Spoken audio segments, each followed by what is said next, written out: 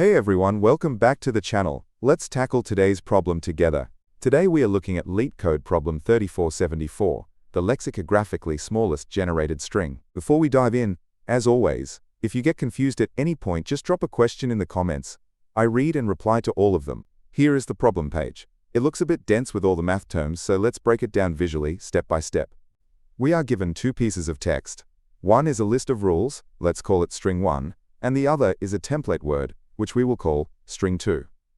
Our job is to generate a brand new string, let's call it our answer word, by combining string 2 multiple times. Here is the first rule. If our rule string has a t at a certain spot, it means our answer word must perfectly contain the template string starting exactly at that spot. The second rule is the opposite. If the rule string has an f, it means the chunk of letters in our answer word starting there must not perfectly match our template string. Finally, out of all the possible valid answer words we could make, we need to return the one that would appear first in a dictionary, so we want as many A's as possible. We will be walking through the logic using Python, but if you code in Java, C++, or JavaScript, don't worry, I will have the full code for those at the end of the video. Also, you can grab all the code shown in this video directly from leetcodeunlocked.com. Link is in the description. Now let's solve this. The best way to approach this is greedily. We should focus on the absolute strictest requirements first, which are those t rules. Because a t means we have no choice but to place our template string exactly there, we should just go ahead and lock those letters into our answer. While locking them in, we have to watch out. If two t rules overlap in a way that demands two different letters at the exact same spot, it's impossible. Once all the mandatory t spots are locked in, what about the empty spots? To make it alphabetically smallest, we just fill every single empty spot with the letter A. Now that our string is fully populated, we need to go back and check all the f rules to make sure we didn't accidentally create a perfect match. If an f spot accidentally perfectly matches our template string, we are forced to change at least one letter to break that match. To keep our word alphabetically small, we should change the rightmost possible letter that isn't locked down by a t rule. We change it from an A to a B. It might seem scary to change a letter, wondering if it ruins a previous f rule we already checked. But the Leetcode editorial proves mathematically that changing this specific rightmost letter will never violate an earlier rule. Let's take a look at how this translates into code. First, we figure out the total length needed. Then we create our answer array filled entirely with A's by default, and a second array to keep track of which letters are permanently locked in. Next, we loop through our rules.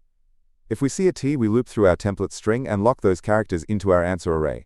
If a spot is already locked with a different character, we return an empty string because it's impossible. After the t's are done, we loop again for the f's. For each f, we check the window. If there's already a mismatch, great, we can just continue to the next rule. If it is a perfect match, we scan that window backwards. We find the first letter that isn't locked, change it to a B, and stop looking.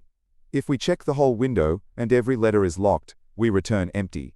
Finally, if we make it through all the rules without failing, we just join our array of characters back into a string and return it. Let's run a quick trace to see this in action. Our rules are TFTF, and our template is a B. We start with an array of 5 A's, and none of them are locked yet. The first rule is a T at index 0. So we lock the template AB into indices 0 and 1. We skip the F's for now. The next T is at index 2. So we lock a B into indices 2 and 3. Now we process the F's. At index 1, the rule is F. We look at the window starting there, which is BA. Our template is AB. They don't match, so this rule is already satisfied naturally. At index 3, the rule is F. The window is BA. Again, it doesn't match the template AB, so we do nothing. We passed all checks, so our final return string is ABABA. Let's talk about the specific edge cases that cause this to fail, and return an empty string.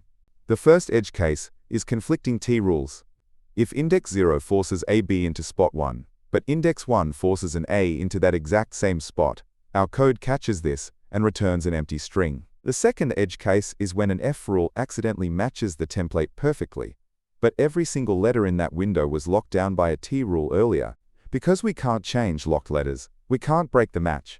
Our code handles this in the else block of the loop, returning an empty string. Here are the key takeaways from this problem. Always handle your strictest, unchangeable constraints first. Then fill in the rest with the lowest possible default values before checking flexible constraints. How fast is this? The time complexity is big O of n times m where n is the length of string 1 and m is the length of string 2, because for each rule, we might scan the template window. The space complexity is big O of n plus m, because we create an array to hold the characters of our final generated string. Quick note. You probably noticed this video format is a bit different. It's designed to be faster and more visual. I use AI to generate these guides instantly so I can study. I do this to help myself learn the daily problems fast, and upload them here to help you too. Let me know in the comments if you like this fast-paced microslide style better. Alright, as promised, here are the solutions in other languages. You don't have to pause and type these, just grab them from the website link in the description. Here is the full solution in Java, following the exact same greedy logic.